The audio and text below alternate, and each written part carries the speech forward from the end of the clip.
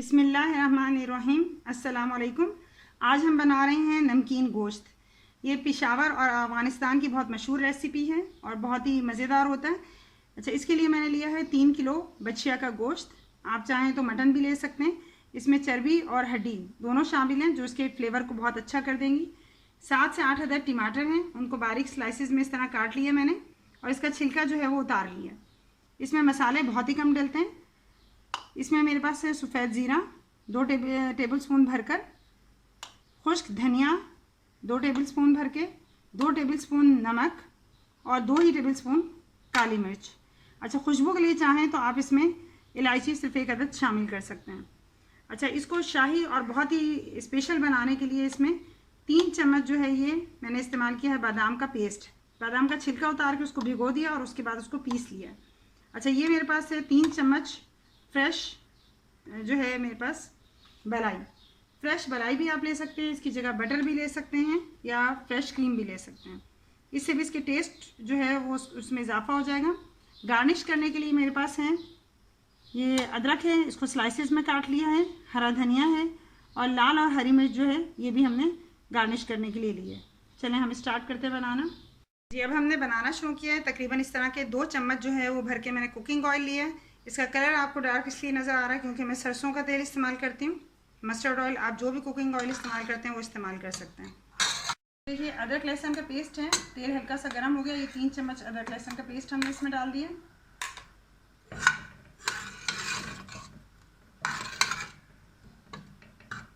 हल्का सा सौते हो गया, अभी ब्राउन होना शुरू हो गया। अब इसमें हम गोश्त डाल देते हैं सारा अपना।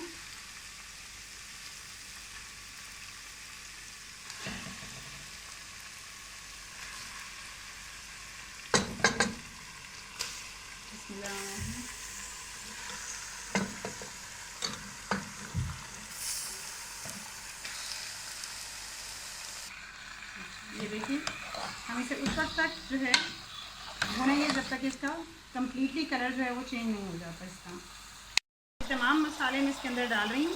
नमक आप हिस्बे जायका भी डाल सकते हैं जितना आपका टेस्ट है, और काली मिर्च भी बाद में ऐड कर सकते हैं।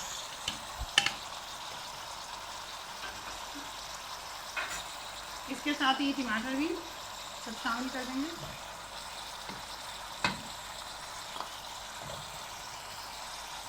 अच्छा, टमाटर का चूँकि हमने जो है वो छिलका उतार दिया था, थोड़ी सी भुनाई के अंदर जो है वो टमाटर अब इस वक्त आपको नज़र नहीं आ रहे। अभी हरी मिर्च है पिसी हुई, ये भी हम इसमें शामिल कर देंगे और थोड़ा सा और भूनेंगे और इसके बाद इसको प्रेशर दे देंगे।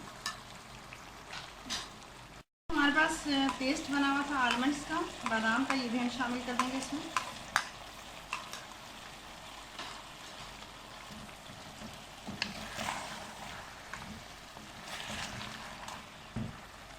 तीन से 4 मिनट तक अच्छी तरह भूनने के बाद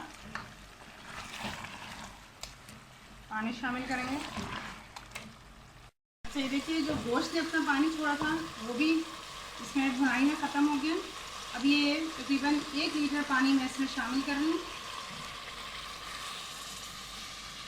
और मज़ीद 1 लीटर और डालेंगे। 2 लीटर पानी के बाद हम इसको प्रेशर देंगे। 1 मिनट कर दिया हमने।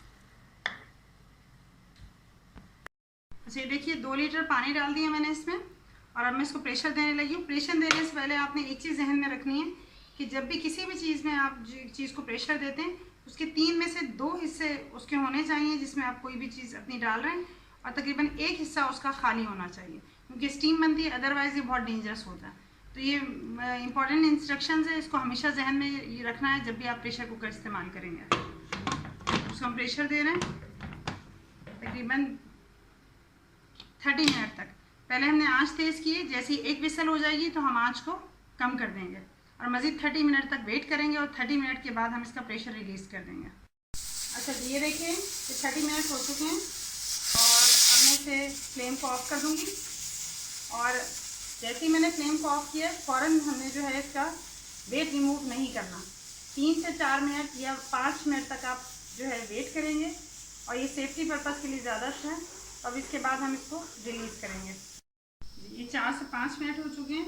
इस तरह ये चिमटे की बैक साइड मैं इस पर रख रही हूँ, इससे ग्रिप करके इसको उठा लूँगी। या तो आप इससे उठाएं या ग्लव से उठाएं या किसी मोटे कपड़े से इसको लगाएंगे, डायरेक्ट हाथ नहीं लगाना आपने। ये देखिए, प्रेशर रिलीज हो गया। अब इस वक्त तक वेट करेंगे जब तक कि तमाम स्टीम जो है वो बाहर निकल जाएगी और ऊपर कोई स्टीम नहीं रहेगी। उसके बाद इसे ओपन करना है। अगर इस कंडीशन में ओपन करें तो बहुत डेंजरस है।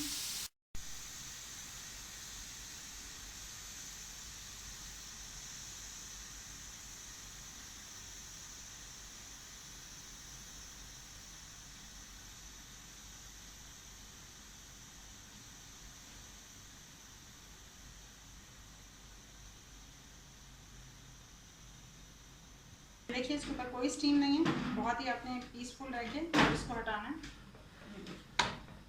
और इसको भी उठाने का तरीका ये है कि आपकी जहाँ पे कोई नहीं है उस डायरेक्शन से आपने इसकी स्टीम को निकालना है। अच्छा, आप देख सकते हैं इसका टेक्सचर। ये देखिए गोश्त जो है वो लग रहा है कि अच्छी तरह गल चुका है और इसका टेक्सचर जो है वो बहुत खूबसूरत सा कलर इसमें आ चुका है। अच्छा, अब हम ये गल चुका होगा हम यकीनन, ये देखें यहाँ से भी देख सकते हैं, ये देखिए बहुत ही अच्छी तरह ये गल चुका है। ये देखिए, तो गोश्त को इसी तरह बहुत अच्छी तरह गला हुआ होना चाहिए। और इस स्टेज पे अगर आपको लगता है कि नमक आपका जो है वो कम है तो नमक आप इसमें डाल सकते हैं, ब्लैक पेपर इसमें इंक्रीज़ कर सकते हैं। अब हम इसे डिश आउट करते हैं।